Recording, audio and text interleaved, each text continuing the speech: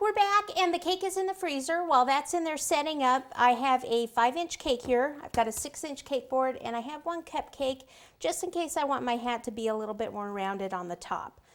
Just in case it's not tall enough once I start carving it, which most of the time happens. So I always try to do keep extra cupcakes and things around for cases like that. So I'm taking off the paper there. I'm going to put a little spot of buttercream on the board for that to stick. And then I'll just take a knife and I just want to carve down. So it's just going to be like a little baseball cap.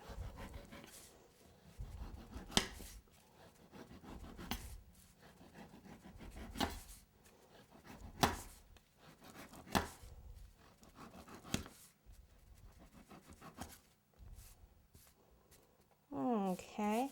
Now for the baseball cap, what we can do is have a little bit more elongated like this way. It doesn't have to be completely round. So what I mean by that is that we can actually bring two sides in just a little bit more.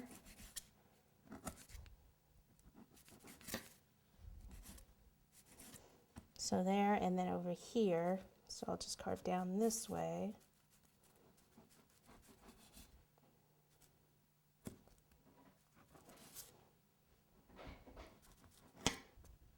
So in this case, I'm not going to use the cupcake. Sometimes the cake's not tall enough and you need it. So I always like to have extra, like I said, extra cake just in case. Better to be safe than sorry. So anytime you have the extra batter, just wrap up your cakes in the freezer so you have them. And we usually always have extra batter around. Okay, so now what I want to do is cut the cardboard the same size as the cake.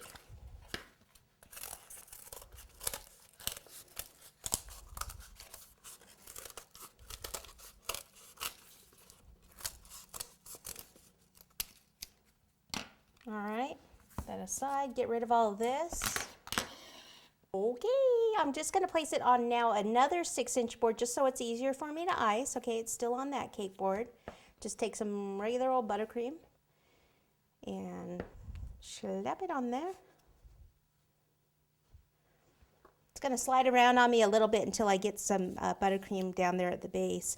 Doesn't matter if there are going to be any crumbs in this. We're actually going to cover this one with roll fondant. So, you know, if you're doing the, well, this is for a baby shower cake, but if you wanted to do it for a first birthday or something, have the overall theme, then you could use this as the smash cake for the kid. But a lot of times they don't want the roll fondant icing on it for the little one. So you could ice this in buttercream. It's just not going to really come out the same.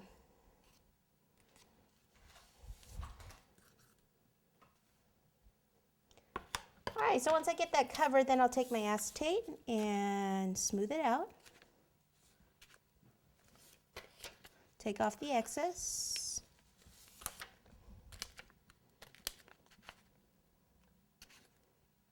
Okay, so see, I'm cupping this in my hands. Okay, so while I get my fondant ready, I may as well just go ahead and pop this in the freezer so it's nice and firm.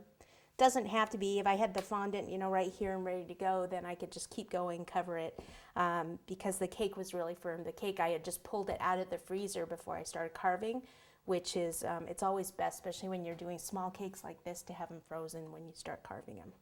Okay, so let me put this in the freezer, get my fondant, and we'll be back.